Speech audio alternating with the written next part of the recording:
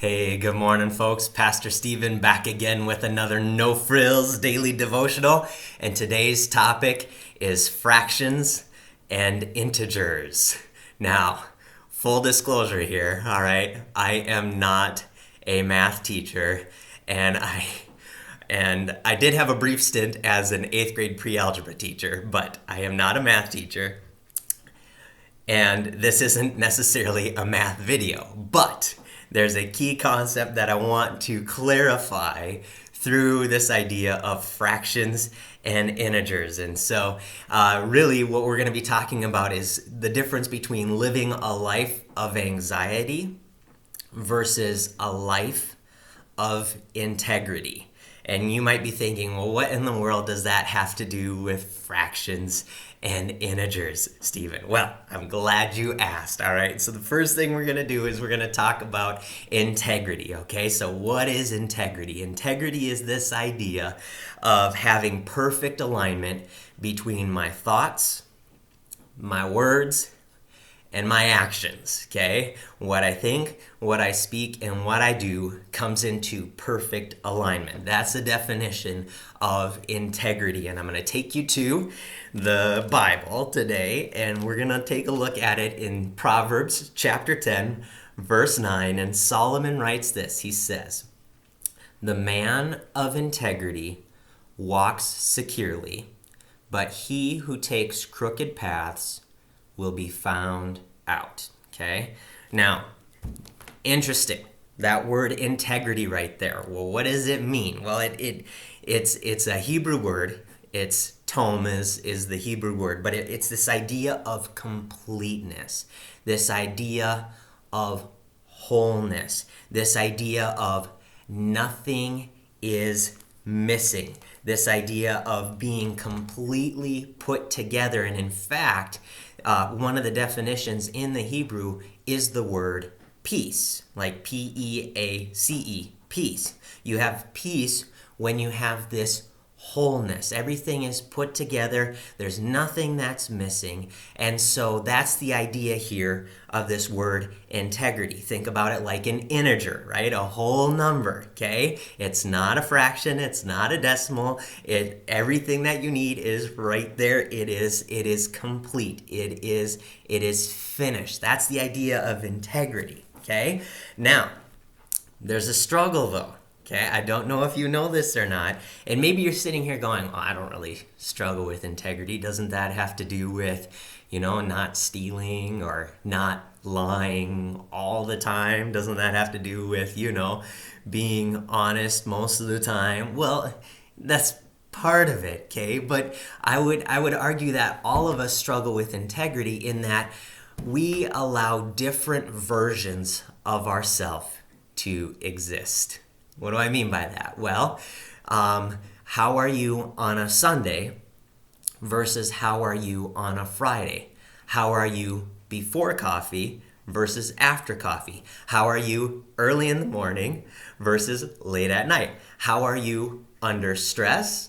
How are you when you're perfectly relaxed, right? There are different versions of ourself competing.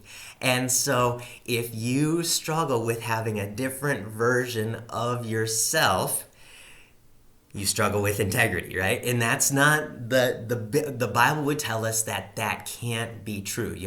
You'll never read in the gospel where a group of people came up to Jesus and he said, "You know what, guys? I'm just not feeling it today. I'm feeling kind of tired and I just don't want to put up with your garbage today. So you know what? Just see ya. I'm going to go over here and just be by myself," right? You're not going to find that in the Bible, right? That doesn't exist. And so Jesus walked in perfect integrity where it wasn't like you didn't know what version of Jesus you were going to be. I don't know. Should I go ask him? I don't know. Is he going to be grumpy today?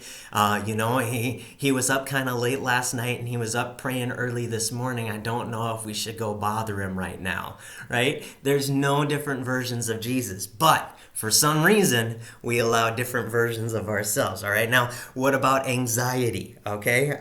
Anxiety is this idea of having a divided mind, a fractured mind, a split mind or different versions of yourself. Where am I getting that from? Well, it actually comes from Jesus.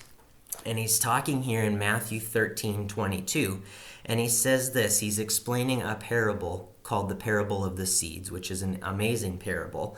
But he's saying how the seed that the one who received the seed that fell among the thorns is the man who hears the word, but the worries of this life and the deceitfulness of wealth choke it and make it unfruitful. What has that got to do with anxiety, Stephen? Well, the key word there is worries. Worries. And anxiety, our word anxiety actually comes from that same Greek word. The Greek word there is merimna.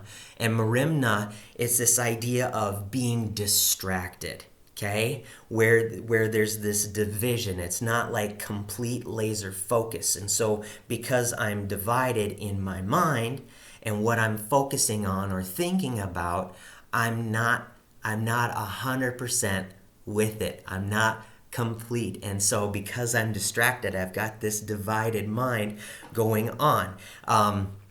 There's another passage kind of related to that same definition in 1 Kings 18:21.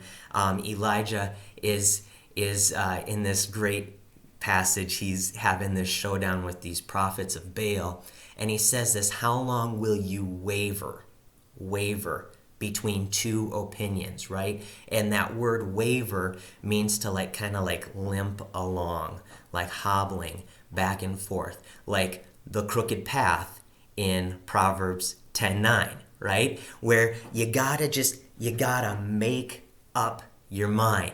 And so the challenge from Scripture today, if you're sitting here going, all right, I've watched your video, Stephen, get to the point, buddy. All right, well, here's the point. Here's the point.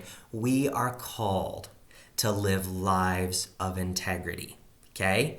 Where there aren't competing versions of me. There's no morning Stephen versus evening Stephen.